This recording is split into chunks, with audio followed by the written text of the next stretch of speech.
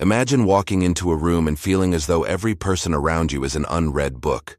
Some covers shine, some covers intimidate, others mislead. Yet you wonder, could you learn the hidden story without ever opening it? Human beings are fascinating contradictions. Smiles often hide sorrow, politeness conceals resentment, and confidence masks deep uncertainty. Nietzsche once said that every philosophy is a confession. What if every face, every gesture, and every silence is also a confession? This is not fortune-telling. This is not mystical body language trickery. This is philosophy applied to psychology, psychology applied to human interaction. The goal is not manipulation. The goal is recognition, empathy, and a deeper capacity to understand others instantly. In this journey, I will share 18 psychological truths inspired by Nietzsche. They are raw. They are unsettling. They do not flatter the human ego. Yet once you see them, you cannot unsee them. And that is precisely the point. Each truth is like a mirror. A mirror does not lie, though sometimes it distorts. We resist it, but ultimately we learn. When you understand these truths, you will begin reading people not with suspicion, but with compassion. That is transformative. We live in a world obsessed with appearances. Social media has perfected the art of the mask. But Nietzsche whispers, the mask always cracks. A small gesture, an unfinished sentence, a glance to the side. Each becomes a revelation of inner reality. Consider the colleague who constantly boasts. Consider the friend who always criticizes. Consider the stranger who grows uncomfortably quiet when praised. These are not random quirks. They are psychological signals, pieces of a larger confession written in human behavior. Over the next 40 minutes, we will examine 18 truths that reveal the hidden architecture of human nature. From masks of superiority to childhood wounds, you will discover not only how to read others, but also how to read yourself. Expect discomfort. Expect moments of recognition. You may realize you are guilty of these patterns as well. That is not failure. That is growth. Because the first step in reading others is having the courage to read your own soul. Stay with me until the end. These truths are not merely ideas. They are tools. They can transform conversations, deepen relationships, and sharpen intuition. Nietzsche held a lantern in the darkness of the human mind. Now it is your turn. When we meet someone, what we first notice is rarely the truth. It is the surface layer, the presentation, the mask, the choreography of personality. Nietzsche would call this the theater of human existence. And we are all actors. The surface layer is not trivial. It is crucial. It protects, it performs, it communicates in ways that words cannot. Yet the surface is also deceptive. To read people, we must look beneath these masks without cynicism, but with courage. In these next 6 truths, we will explore the art of masks, lies, and appearances. This is not about trickery. It is about compassion. By recognizing these surface-level patterns, you gain immediate insight into the human condition and its contradictions. The greatest paradox is this: people hide their reality on the surface, yet they also reveal it there. Just as clouds hide the sun yet signal the weather, the surface hides depth while simultaneously announcing it. Nietzsche saw this duality everywhere. Truth 1. Everyone wears a mask. Everyone wears a mask. That is the first truth. Nietzsche argued that truth is unbearable to most people. To survive in society, we construct masks, smiles, jokes, politeness, confidence. Behind them, a rawer self waits. The mask is protection, not deception. Think about your daily life. In the workplace, you act differently than with your closest friends. On a date, you amplify charm. On social media, you post only fragments of your reality. Each version is a mask, carefully selected and performed. The mask is not evil. It is survival. But the mistake comes when we confuse the mask with the person. When someone brags endlessly, the bragging is the mask. The person behind it may actually be deeply insecure and longing for respect. Reading the mask means asking, what is being protected? What fear lives behind this performance? Once you notice that masks are confessions, not disguises, you no longer feel deceived. You feel compassion. Every mask is a shield. and every shield reveals a wound. Truth 2. What someone hates reveals themselves, and what a person despises often tells you more than what they admire. Nietzsche insisted that hatred is confession. When we loathe arrogance, perhaps it is because we secretly battle our own pride. Hatred points inward even when it seems directed outward. Think of the coworker who ridicules ambition. They might secretly crave success but fear they will never reach it. Think of the friend who despises vanity. They may wrestle with their own reflection every morning. Hatred becomes a mirror turned outward. Hatred is rawer than admiration. Admiration is aspirational, often idealized. Hatred, however, is visceral, immediate, and charged with emotion. When you study what someone hates with disproportionate passion, you uncover the insecurities, traumas, or desires that they cannot yet face openly. Therefore, when you encounter someone's strong hatred, resist judgment. Instead, ask, what is this revealing about their story? Hatred is rarely random. It is a shadow confession. Nietzsche reminds us that even disgust is a clue, and every clue is precious. Truth 3. Silence reveals more than words. Silence is never empty. Nietzsche understood that what is not said often screams louder than what is spoken. The pauses, the withheld sentences, the awkward gaps, these are signals of inner worlds that words either cannot capture or dare not reveal. Picture a heated argument. One person explodes with words, the other grows quiet. Which one reveals more? The silence speaks of fear, withdrawal, or perhaps quiet power. The absence of words is itself a statement, often more truthful than verbal defense. Think about conversations at work. A manager asks for feedback, and the room falls silent. That silence is not agreement. It is tension. It may hide fear of retaliation, skepticism, or resignation.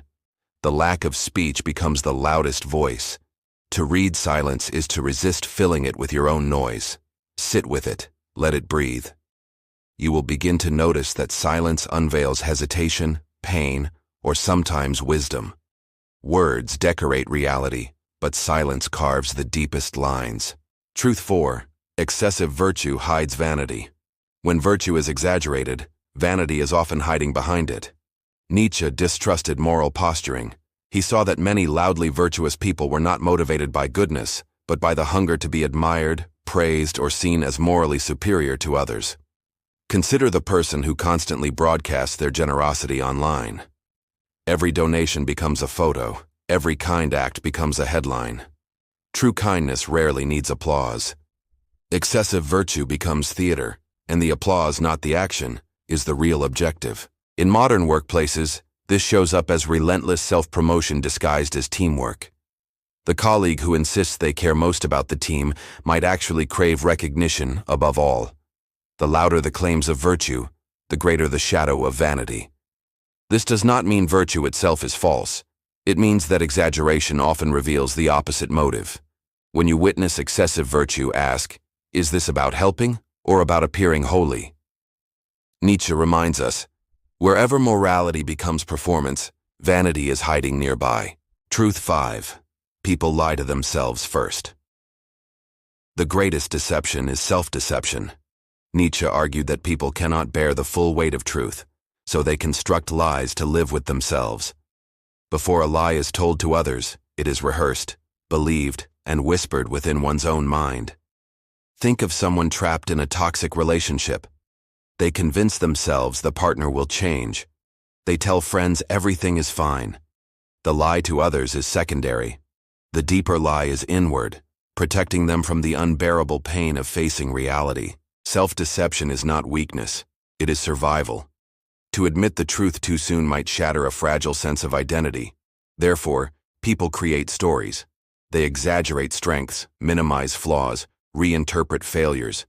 These inner fictions are shields against despair, yet also prisons. To read others clearly, look for the stories they repeat with conviction. Ask, what truth would be too painful without this narrative? Compassion grows when you realize that every external lie begins as an inner survival strategy, whispered in solitude first. Truth 6. Superiority masks inferiority. Superiority is often a costume worn over hidden inferiority. Nietzsche noticed that the loudest proclamations of strength frequently conceal the deepest wounds. When someone insists they are above others, it usually means they fear being beneath them. Arrogance is camouflage for insecurity. Think about the boss who constantly reminds everyone of their authority. If they truly felt secure, they would not need to announce it. Or the friend who boasts endlessly about success. Their voice trembles with the fear of being overlooked or forgotten. This is the paradox of superiority. It looks like power but is fueled by weakness. Those who truly possess confidence rarely need to prove it. Nietzsche teaches us that human behavior is often a mask, and superiority is the loudest mask of all. When you meet superiority, see the wound beneath it. Instead of reacting with resentment, pause with empathy. Recognize that inflated egos are fragile vessels. Beneath the bravado lies someone desperate to be seen, valued, and safe from feelings of inferiority. Mini reflection, close out. We have explored masks, hatred, silence, virtue, lies, and superiority. These are the surface truths. They are the costumes humans wear daily. Yet behind these patterns lie deeper forces: fear, projection, and wounds carved by life's relentless hand. If you stop at the surface, you miss the essence. The mask is not the enemy, it is the beginning of understanding. Every exaggerated virtue, every silence, every boast points beyond itself. Nietzsche invites us to read these as symbols of hidden depths. The surface is a gateway.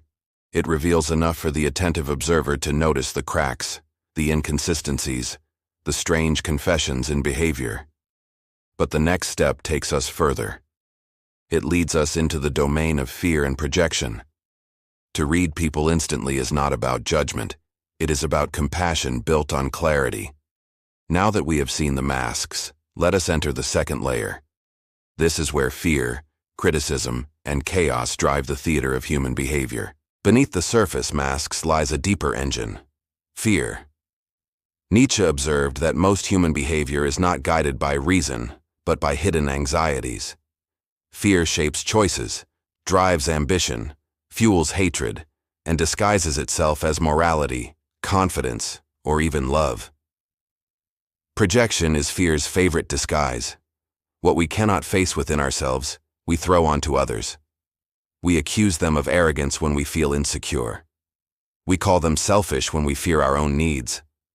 Projection is the mirror we refuse to see. This layer of human psychology is unsettling because it strips away the illusion of rationality. People are not as logical as they believe. Decisions often grow from fear, then later get decorated with explanations. Nietzsche saw through those decorations to the trembling core. The next 6 truths explore how fear and projection create performances in daily life. They explain why criticism stings, why control becomes obsession, why confidence looks hollow, and why the loudest performances often echo with emptiness. To read people, we must decode fear. Truth 7. Most actions driven by fear. Fear is the hidden architect of human life. Nietzsche believed that courage is rare, while fear is universal. Behind ambition is fear of insignificance. Behind wealth is fear of poverty. Behind morality is fear of chaos. Fear quietly drives countless decisions. Look at the student who overprepares for every exam. Beneath diligence is fear of failure. Look at the professional who works endless hours. Beneath ambition is fear of being replaced. Fear is not weakness. It is often disguised as strength. In relationships, fear manifests as jealousy, control, or clinging. In politics, fear fuels division. In spirituality, fear of meaninglessness creates rigid doctrines. When people insist their choices are rational, Nietzsche would argue they are disguising fear in the language of logic. To read others, ask, what fear motivates this action? Beneath every obsession, every exaggeration, every performance lies a trembling vulnerability. Recognizing this does not make you manipulative. It makes you compassionate. For once you see fear, you understand the humanity hidden inside strength. Truth 8. Criticism. Projection. Criticism often says more about the critic than the target. Nietzsche believed that what we condemn in others often reflects what we cannot face in ourselves. Projection disguises inner conflict as moral judgment. We attack outwardly to avoid looking inward. Think about the colleague who constantly calls others lazy. Often they fear their own lack of discipline. Consider the friend who calls everyone superficial.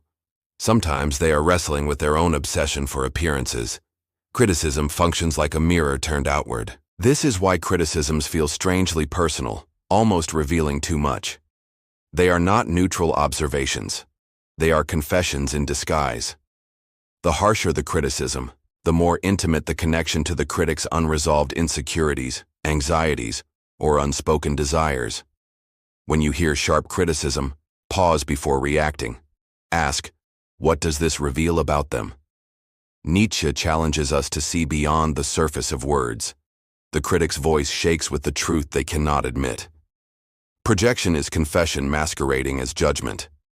Truth 9. Guilt hides behind false confidence. False confidence often masks deep guilt. Nietzsche observed that guilt corrodes the soul, and people often hide it with bravado. They laugh too loudly, boast too often, or speak with certainty. Yet beneath the surface, guilt gnaws, demanding to be disguised. Picture the colleague who constantly insists they never make mistakes. Their voice carries not assurance, but desperation. Or the friend who always brags about loyalty while secretly fearing betrayal in their past. The louder the confidence, the deeper the shadow of guilt. False confidence is exhausting because it must constantly perform. True confidence rests silently. False confidence shouts. Nietzsche saw that guilt creates restless energy, forever trying to outrun itself. People pretend to shine while their inner conscience flickers with unacknowledged weight. When you encounter exaggerated certainty, do not be deceived. Ask, what guilt might this person be hiding from themselves? This lens replaces irritation with compassion. Every performance of false confidence is a shield, protecting someone from confronting their hidden, unspoken remorse. Truth 11. Control masks inner chaos. The need to control is often a confession of inner chaos. Nietzsche recognized that those who desperately tighten their grip on others are usually terrified of what they cannot control within themselves. Order on the outside hides disorder on the inside. Think of the micromanaging boss. They demand constant updates, obsess over small details, and never delegate. This is not strength. It is fear. They fear being exposed, irrelevant, or powerless. Control becomes the desperate attempt to tame an unruly inner storm. In relationships, this shows up as jealousy and domination. A partner who insists on monitoring every move is not powerful. They are terrified of abandonment. The controlling parent, the authoritarian leader, the rigid perfectionist all display chaos cloaked in the armor of control. When you see someone obsessed with control, read it as vulnerability, not authority. Nietzsche suggests that true strength trusts uncertainty. Only those tormented by inner chaos feel the need to regulate every external detail. Control, paradoxically, is the confession of fear. Truth 12. The louder the performance, the emptier the core. The loudest performances often conceal the emptiest cores. Nietzsche warned that those who shout about their greatness often do so because they feel hollow inside. The stage is their shield, the performance their disguise, the applause their temporary relief from inner emptiness. Consider the celebrity who constantly seeks attention with dramatic stunts. Consider the colleague who dominates every meeting with endless speeches. Beneath the noise lies silence. Beneath the performance lies fear. What appears as confidence is usually the echo of emptiness. Modern life rewards performance. Social media thrives on exaggeration and spectacle. Yet behind curated images and rehearsed declarations often rests loneliness. The louder the show, the greater the need for validation. The volume of performance measures the depth of hidden void. When you encounter excessive performance, resist envy or irritation. Ask instead, what pain fuels this display? Nietzsche teaches us that loudness is rarely power, it is hunger.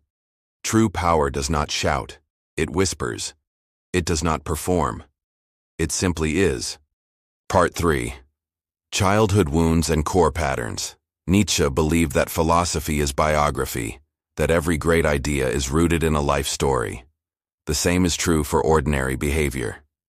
What we call personality is often the residue of childhood wounds, shaped long before we had choices. We imagine people act from beliefs, but often they act from unresolved pain. The harsh critic may be replaying the voice of a strict parent.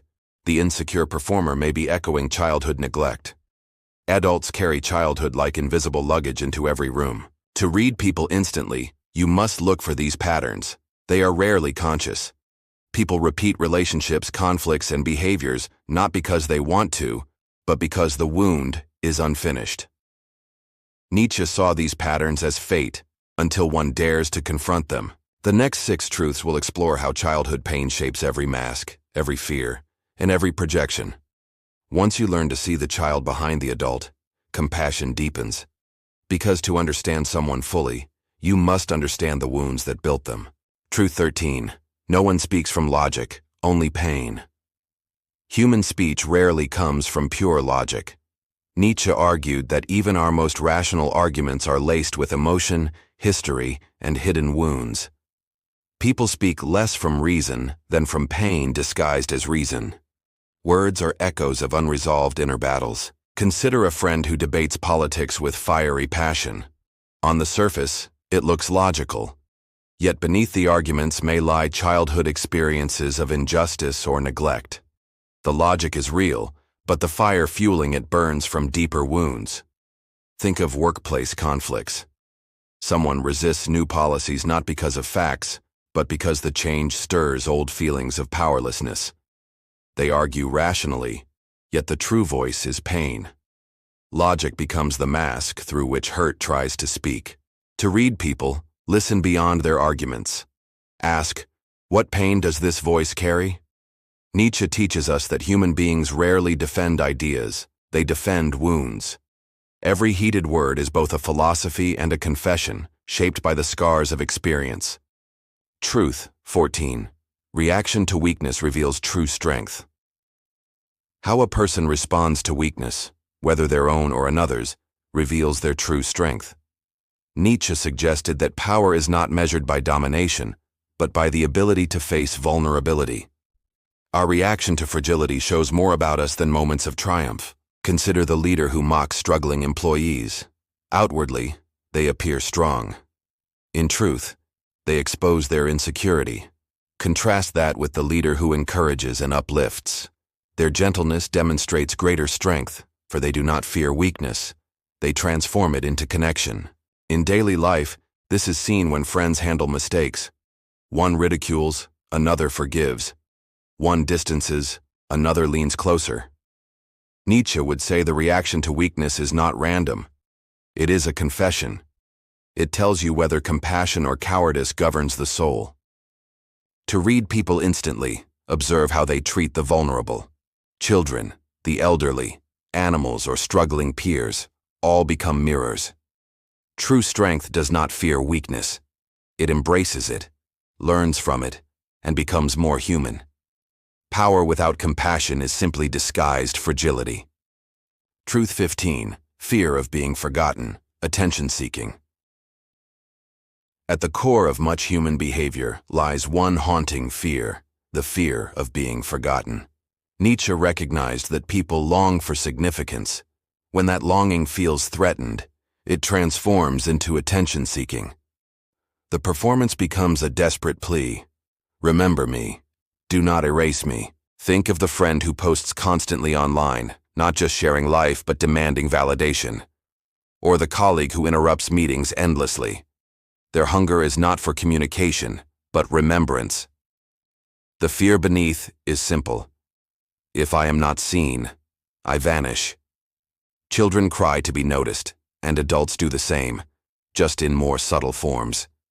Every boast, every selfie, every dramatic gesture carries the echo of childhood fears. Am I visible? Am I valued? Am I worthy of staying in memory? To read attention-seeking, ask, what fear of erasure fuels this behavior? Nietzsche reminds us that longing for significance is universal. The tragedy is not in wanting attention. It is in forgetting that true remembrance comes not from noise, but from genuine connection. Truth 16. Attack. Hidden envy. Attacks are rarely about justice.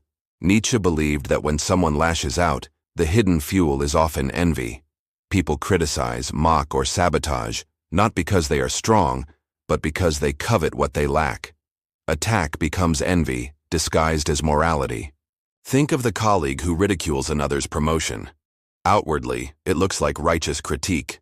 Inwardly, it is envy, gnawing at their sense of inadequacy. Or the friend who mocks someone's happiness in love.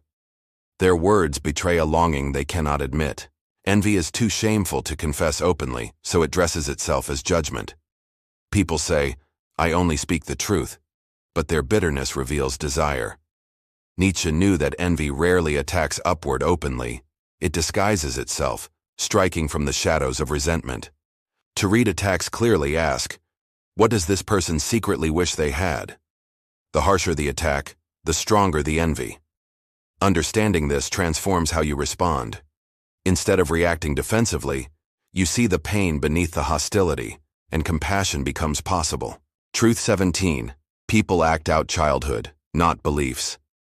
People claim to live by beliefs, but Nietzsche would argue they mostly live by unresolved childhood scripts. The child who sought approval becomes the adult overachiever. The child who felt abandoned becomes the clingy partner. Beliefs decorate behavior, but childhood shapes it. Think of someone obsessed with achievement. They may preach about ambition or discipline, yet underneath lies a child desperate to finally earn the praise that once felt out of reach. Their adult philosophy is simply childhood longing translated into adult language. In relationships, people repeat parental patterns. The controlling partner mirrors a controlling parent. The passive partner mirrors early helplessness. We call these choices, but Nietzsche would remind us they are confessions. The child never vanishes, it only grows taller and better dressed. To read others, look for echoes of childhood in their actions. Beliefs shift with time, but patterns remain stubborn. Once you see the child behind the adult, compassion flows. For every philosophy, every mask, and every fear is rooted in a memory. Truth 18. Patterns are confessions. Nietzsche believed repetition is revelation. Patterns are not accidents. They are confessions written across time. When someone repeatedly chooses the same partners, jobs, or conflicts, they are unconsciously revealing the wound they carry. Every pattern whispers, "This is who I truly am." Consider the friend who always falls for unavailable partners, or the colleague who constantly ends up with abusive bosses. These are not coincidences. These are unconscious confessions, replaying old pain until recognition is forced. The pattern is both prison and message. Patterns bypass words. A person may insist they want change, yet their behavior confesses otherwise. Nietzsche would say actions reveal philosophy more clearly than speech. To observe someone's pattern is to overhear their soul speaking without permission, stripped of all disguise. To read others instantly, notice their repetitions. What keeps returning? What cycle refuses to break? Patterns are loud, honest confessions. And the deepest compassion comes not in mocking the repetition, but in recognizing the wound that keeps begging to be healed. We have traveled from masks to fear, from fear to wounds, and from wounds to patterns. Nietzsche shows us that human beings are living confessions. What we hide in words, we reveal in actions. What we deny in thought, we repeat in patterns. These 18 truths are not weapons to judge others. They are lanterns to illuminate the shared struggles of being human. To read others instantly is not to condemn them, but to see them fully, scars included, and to meet them with compassion. The great irony is this. As you learn to read others, you begin reading yourself. Each truth cuts both ways. You will see your own masks, fears, and repetitions reflected back at you. Nietzsche whispers, "Do not look away." Understanding begins here. And so we approach the final moment, the climax, the call to action. You now hold the keys to deeper perception. But knowledge without courage is wasted. The question becomes, will you dare to apply these truths to yourself and to others? Human beings are living mysteries, yet they confess more than they realize.